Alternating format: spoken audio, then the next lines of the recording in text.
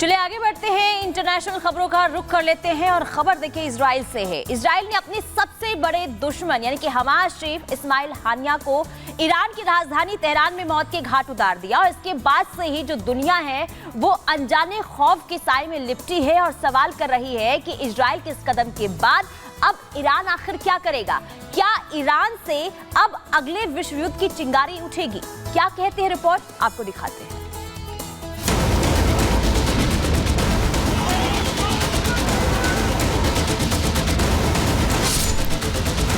297 दिनों बाद आखिरकार इजराइल ने अपने देश पर हुए सबसे बड़े आतंकी हमले का बदला ले ही लिया।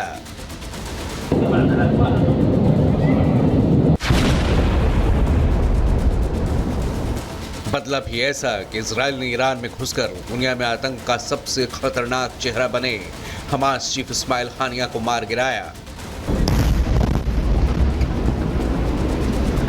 बेशक अपने सबसे बड़े दुश्मन को ढेर करने के बाद इजराइल शांत होगा, बदला पूरे होने के बाद नेतन्याहू के कलेजे को ठंडक मिल चुकी होगी, लेकिन सबसे बड़ा सवाल ये कि क्या घर में घुसकर किए गए मेहमान की हत्या के बाद क्या ईरान शांत रहेगा?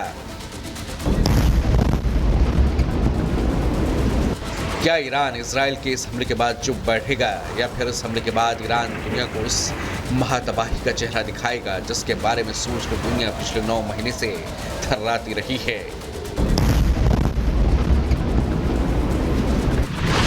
इस्माइल हानिया ढेर, इजराइल बब्बर शेर।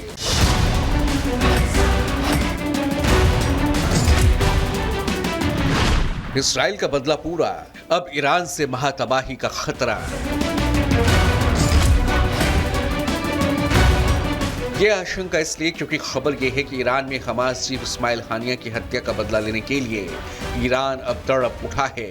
ईरान के मुख्य जमकारान मस्जिद पर लाल झंडा फहरा दिया गया है, जिसका सीधा मतलब है कि ईरान अब इजराइल से इंतकाम लेगा। इतना ही नहीं, इंतकाम के ऐलान के साथ ही ईरान के सर्वोच्च नेता आयतुल्लाह खामनई ने बदला लेने का खुला ऐलान भी कर दिया है। खामनई ने ईरान के सरकारी टेलीविजन के जरिए ऐलान करते हुए कहा कि हानिया की हत्या करके अपराधी यहूदी शासन ने अपनी सजा का आधार तय कर लिया है। हानिया हमारे प्रिय मेहमान थे जिनकी हमारी जमीन पर हत्या कर दी गई, उनका बदला लेना हमारा कर्तव्य है।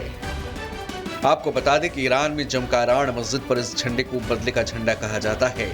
ये वहां तभी फहराया जाता है जब ईरान किसी की मौत या हमले का बदला लेने का ऐलान करता है। ऐसे में यह तय है कि ईरान ने अगर जमकारान मस्जिद पर लाल झंडा फहराया है तो वो अपने दुश्मन को चेतावनी दे रहा है। वहीं ईरान की चेतावनी के बाद इजराइल ने भी पूरी तैयारी कर ली है।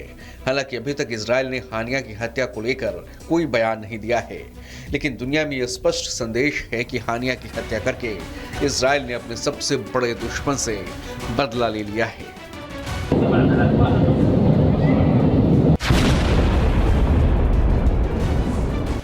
वहीं ईरान के लिए हानिया की हत्या का बदला इसलिए भी प्रतिष्ठा का सवाल बन गया है क्योंकि हानिया ईरान में नए राष्ट्रपति के शपथ ग्रहण कार्यक्रम में शामिल होने आया था और वो ईरानी राष्ट्रपति आवास परिसर में ही ठहरा हुआ था। ऐसे में ईरानी राष्ट्रपति के घर में घुसकर हानिया की हत्या होने के बाद ईरान अब मिडिल ईस्ट में कमजोर देश के तौर पर दिखाई दे रहा है, तो वहीं दूसरी तरफ इजराइल की छवि एक ताकतवर, अड़ियल और जिद्दी देश के तौर पर बनती दिखाई दे रही है।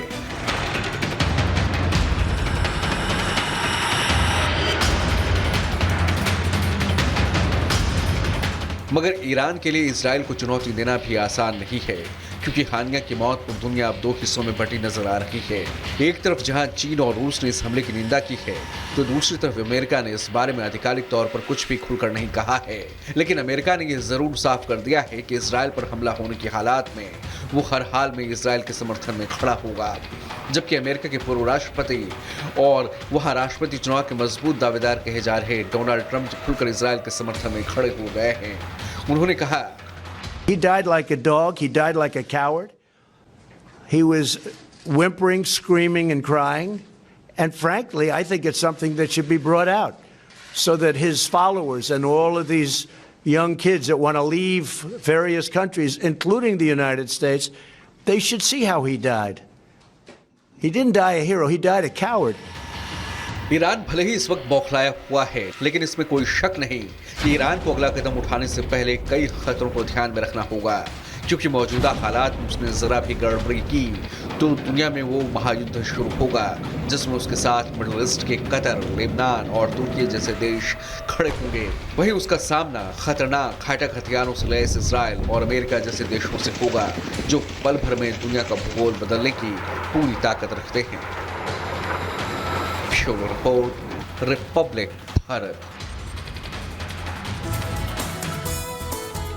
तो अब इस्माइल हानिया कैसे मारा गया ये हम आपको बताते हैं। हानिया की मौत के पीछे मोसाद का नाम बताया जा रहा है। मोसाद आप जानते ही होंगे, इजराइल की खुफिया एजेंसी 15 साल से हानिया को ट्रैक कर रहा था मोसाद, और इसके बाद ये समझा जा रहा है कि इजराइल को कामयाबी मिलती है। 4 बार हानिया को मारने की कोशिश हुई और कल ये खबर आती है कि इस्माइल हानिया फिलहाल मारा गया है, और हर बार मोसाद को चकमा देता रहा ये हानिया।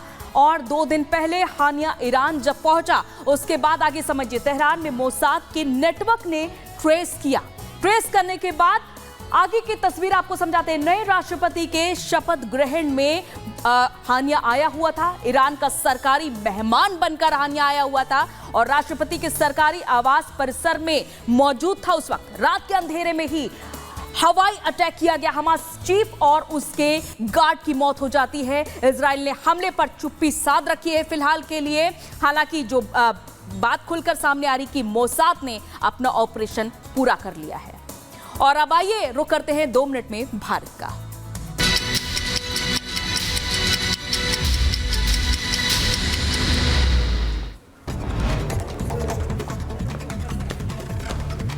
दिल्ली एनसीआर में हुई झमाझम बारिश, कई जगहों पर हुआ ट्रैफिक जाम। दिल्ली के सब्जी मंडी इलाके में भारी बारिश के बाद एक बिल्डिंग गिरी, मलबे में कई लोगों के दबे होने की आशंका। दिल्ली के राजेंद्र नगर में भारी बारिश के बाद घुटनों तक भरा पानी, छात्रों ने किया हंगामा। दिल्ली में भारी बारिश के बाद दरियागंज में गिरी दीवार, दरियागंज के एक स्कूल की दीवार गिरी। केदारनाथ में फिर आई तबाही, बादल फटने से कई तीर्थयात्री रास्ते में फंसे। रेस्क्यू ऑपरेशन कर तीर्थयात्रियों को बचाने की कोशिश लगातार जारी। उत्तराखंड के रुड़की में बारिश के दौरान घर की छत गिरी, छत गिरने से 2 बच्चों की दबने से मौत हो गई। यूपी की बरेली में पुलिस ने लूट की घटना का खुलासा कर दिया है। पुलिस ने 5 लुटेरों को गिरफ्तार किया है। यूपी के बांदा में पत्नी की हत्या के आरोपी पति को सुनाई गई फांसी की सजा। आरोपी ने चरित्र शंका के चलते पत्नी की हत्या कर दी। यूपी के मथुरा में 4 शातिर बदमाशों को पुलिस ने गिरफ्तार किया। कब्जे से लूटी गई रकम से 10,35,000